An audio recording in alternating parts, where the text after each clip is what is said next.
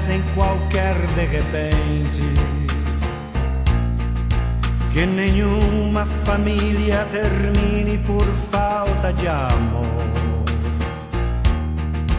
Que o casal seja um para o outro de corpo e de mente. E que nada no mundo separe um casal sonhador.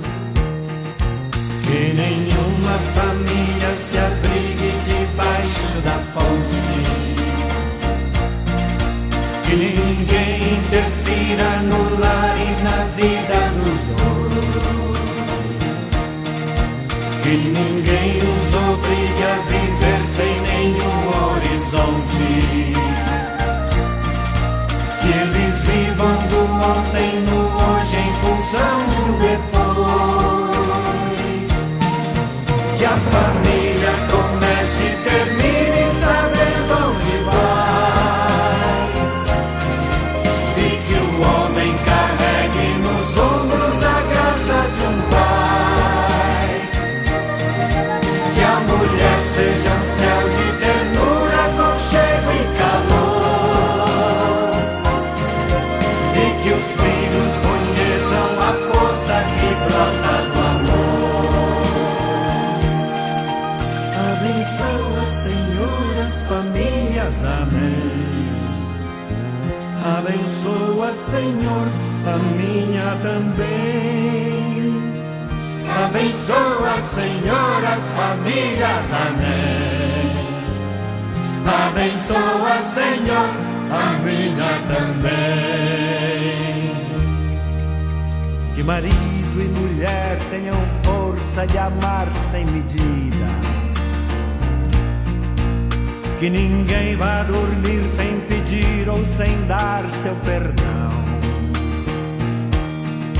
Que as crianças aprendam no colo o sentido da vida.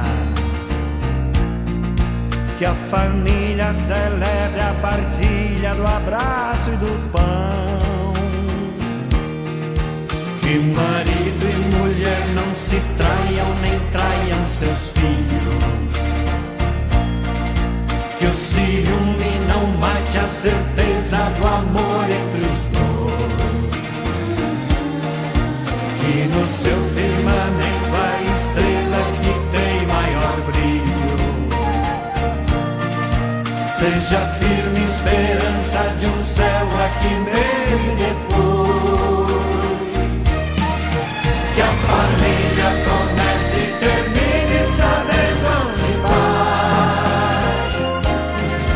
E que o homem carregue nos ombros a graça de um pai. Que a mulher seja um céu de ternura, aconchego e calor. E que os filhos conheçam a força que brota do amor. Abençoa, Senhor, as famílias, amém. Abençoa, Senhor, a minha também. Abençoa, Senhor, as famílias, amém. Abençoa,